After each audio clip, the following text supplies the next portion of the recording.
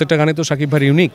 এইটা আরেকটা চমক নিয়ে আসবেন উনি। বাংলাদেশের ইতিহাসে মানে এইরকমভাবে বিপিএলে কোনো টিমের গান হয়নি। ফিল্ম ইন্ডাস্ট্রির জন্যও এটা একটা পজিটিভ, কারণ সব চলচ্চিত্রের নায়ক নায়িকারা আমরা আছি। ঢাকা ক্যাপিটালসের গান সব টিমই গাইবে। 30-31 তারিখের মধ্যে আমরা গান রিলিজ করতে পারবো আশা করছি।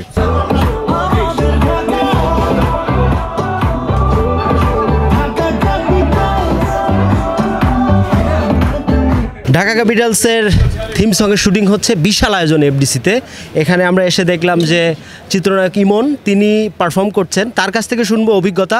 এবং আমরা যতদূর শুনেছি বিশাল আয়োজন, বিশাল বাজেটে এই গানের শুটিং হচ্ছে। আমার মনে হয় যে বাংলাদেশের ইতিহাসে মানে এইরকমভাবে বিপিএলে কোনো টিমের গান হয়নি। এবং ঢাকা ক্যাপিটালস তো নানাভাবেই আলোচিত আসলে। এখানে তো স্টারে ভরা, এবং স্টারের উপরে যিনি আছেন আমাদের মেগাস্টার আমার প্রিয় শাকিব ভাই, উনি আছেন এবং উনি নিজে পারফরমেন্স করবেন, আমি পারফরমেন্স করছি। এবং আমাদের যেসব আর্টিস্ট লিস্ট আছে এগুলো শুনলে যে কেউ থমকে দাঁড়াবে, মানে ভয় পেয়ে যাবে। এগুলো একসাথে করা যারা করেছেন সেটা হচ্ছে রিমা খার্লেন। সো রিমা খার্লেনের পক্ষেই আসলে সম্ভব বড় কিছু করা, এবং রিমা খার্লেন সেটা করেছে। শাকিব ভাই আছেন, আমি আছি, সিয়াম আছে, বিদ্যাসিনা মিম, পূজা চেরি, দিঘি, আরও অনেকেই আছেন আসলে। সো এতগুলো মানুষকে একসাথে করা এটা আসলে কখনো সম্ভব না, যেটা সম্ভব করেছে রিমা খার্লেন এবং শাকিব ভাই নিজেই। তো এত বড় পরিসরে কাজ হচ্ছে, এবং সবচেয়ে ইন্টারেস্টিং ব্যাপার হচ্ছে যে এইটার যে ভিডিওগ্রাফি হচ্ছে আমাদের রিমা খার্লেনের ইনহাউস ডিরেক্টর এবং আমাদের টোটাল টিম মিলিয়ে আমরা কাজটা করছি, এবং আউটস্ট্যান্ডিং কাজ হচ্ছে। সব কিছু হলে আমি বলবো যে শুধু এবারে বিপিএলের সেরা টিমের গানই হবে না, এটা এই গানটা আরও কয়েক বছর মানে রেকর্ড করবে, এবং যদি রেকর্ড ভাঙতে হয় সেটা আমাদের পক্ষেই সম্ভব। আমরাই আবার ঢাকা ক্যাপিটালসের হয়ে আরেকটা রেকর্ড ভাঙবো। সো এভাবেই কাজটা হচ্ছে। না, আমি যখন ঘুরে দেখছিলাম তখন দেখলাম যে সিনেমার এফডিসিতে অনেকেই যারা আসছে তারা মনে করছে যে সিনেমার শুটিং হচ্ছে, কিন্তু এসে দেখছে যে এখানে একটা গানের শুটিং হচ্ছে। এই যে বড় আয়োজন, এই আয়োজনটা আছে কি মানে বাংলাদেশের বড় তারকা শাকিব খান আছে বলেই কি এত বড় আয়োজন হচ্ছে? ওইটা তো একটা বড় রিজন আছে। আর সবচেয়ে বড় কথা মানে ঢাকা ক্যাপিটালস রিমা খার্লেন এটা অন্য পরিসরে আগে থেকেই প্ল্যান ছিল যে আমরা খুব বড় করে একটা গান করব। আপনি মানে আপনার ভালো লাগবে শুনতে যে তামিল ছবিতে যেরকম বাজেটের গান হয় আমরা ঠিক সেরকম বাজেটের দিয়েই আমরা ঢাকা ক্যাপিটালসের গান করছি।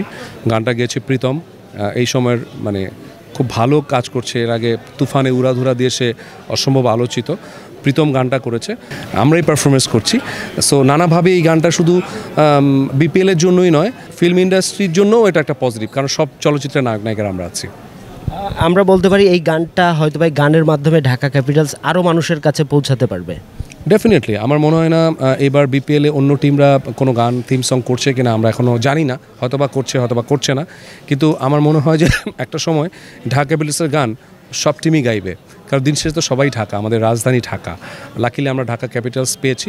সো এই গানটা আসলে সবার জন্য, এখানে কাউকে খোঁচা দিয়ে নয়, বরঞ্চ সবার ভালোবাসা। এটা যে আমাদের ঢাকা, আমাদের ঢাকা শহর, আমাদের ঢাকা ক্যাপিটালস, সেটাই আমরা আসলে এখানে উঠে ধরেছি। ভাই আরেকটা জিনিস দেখলাম যে এই যে আর 2-1 দিন পরেই খেলা শুরু হচ্ছে, তো চারদিকে আওয়াজ একটাই দেখলাম, ঢাকা ক্যাপিটালস। এটা কেমন লাগছে আপনাদের টিমের এই যে মানুষের মুখে মুখে পৌঁছে গেছে? দেখেন মানে এটা তো মানে অসম্ভব ভালো লাগার ব্যাপার। ঢাকা ক্যাপিটালস অলমোস্ট, আমি কিছুদিন আগে একটা চর এলাকায় গিয়েছি, ওইখানে বাচ্চা ছেলে বলছে ঢাকা ক্যাপিটালস, বলছে শাকিব খান। মানে এগুলো শুনতেও ভালো লাগে আসলে। মানে চারপাশে শুধু ঢাকা ক্যাপিটালসের আওয়াজ হচ্ছে, রমরম একটা উৎসব ক্রিয়েট হচ্ছে।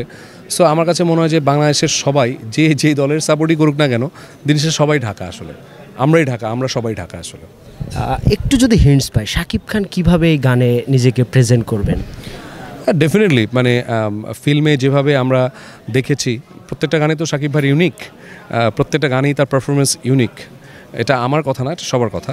মানে উড়াধুরাতে যদি একরকম দেখি, আমার মনে হয় যে এইটা আরেকটা চমক নিয়ে আসবেন উনি। এবং উনি স্ক্রিনে থাকা মানেই তো একটা বাড়তি পাওনা। উনি যখন স্ক্রিনে থাকবে, আমরা যখন একসাথে স্ক্রিনে থাকবো, এটা আউটস্ট্যান্ডিং কিছু হবে ইনশাআল্লাহ। এবং আরেকটা ইন্টারেস্টিং ব্যাপার হচ্ছে যে আমি আর শাকিব ভাই একসাথে একটা ছবিও করেছি ক্রিকেট নিয়ে। এবং আমরা দুজন প্রায় যখন কথা বলি, পূর্ণদৈর্ঘ্য প্রেম কাহিনী, আমরা যখন কথা বলি আমরা হাসি যে মানুষের রিজিক কোথায় এসে কোথায় ঠেকে। যে আমরা খেলেছি, আমরা তখনও ভাবিনি যে আমরা আবার একটা ক্রিকেট টিমের সাথে সংযুক্ত হব। তো সব কিছু মিলে ক্রিকেটের ভালোবাসা থেকেই আসলে ক্রিকেট টিমটা হয়ে গেছে, এবং সেই সুবাদে গানটাও হচ্ছে আসলে। দর্শক কবে এই গানটা দেখতে পাবে? আজকে তো শুটিং করলাম, আমাদের আরও 2 দিন শুটিং আছে, আমরা প্রায় 4-5 দিন শুটিং করছি গানটার, ধরে ধরে কাজ করছি। আমার মনে হয় যে আজকে 30 তারিখ বা 31 তারিখে মানে হ্যাপি নিউ ইয়ারের আগেই আমরা হয়তো এই গানটা পেয়ে যাবো ইনশাআল্লাহ। এবং যেহেতু অনেক বড় বাজেটের গান, আমরা এটা কালার কারেকশন থেকে শুরু করে সব কিছুতেই কোনো মানে আমরা কোনো রাখছি না, মানে কোনো কার্পণ্য করছি না। এটা বেটার হওয়ার জন্য যা যা করার প্রয়োজন আমরা সব করছি। হোপফুলি 30-31 তারিখের মধ্যে আমরা গান রিলিজ করতে পারবো আশা করছি। সোশ্যাল মিডিয়াতে আমরা লেখালেখি দেখছি যে কোটি টাকা বাজেটের গান, আপনার কাছ থেকে জানতে চাই অ্যাকচুয়ালি গানের বাজেটটা কেমন? আমি এভাবে বলবো না যে কোটি টাকা বাজেট, এর থেকে বেশিও হতে পারে আবার কমও হতে পারে, বাট আপনি তো বুঝতে পারছেন যেখানে এতগুলো স্টার, মানে সাকিব ভাই নিজেও তো কখনো বিপিএলে গানে পারফরমেন্স করার কথা না, উনি নিজে পারফরমেন্স করছেন ওনার টিম দেখে, সব কিছু মিলিয়ে মানে আমি কোনো সংখ্যায় এটা আটকে থাকতে চাই না। এই গানকে ভালো করার জন্য রিমার খারলানের পক্ষ থেকে বলাই হয়েছে যেন এটা যেন সর্বোচ্চ ভালো গান হয়। সো এখানে বাজেটের চেয়ে ইম্পর্টেন্ট হচ্ছে মানুষের ভালো লাগা, এবং আমাদের ছেলেমেয়ে যারা আছে, আমাদের ডিরেক্টর থেকে শুরু করে ক্যামেরা যারা আছে, সব তো আমাদের রিমা খারলানের টিম, ওরা সর্বস্ব ঢেলে দিচ্ছে।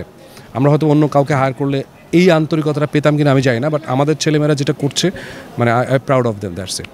Thank you so much. Thank you so much.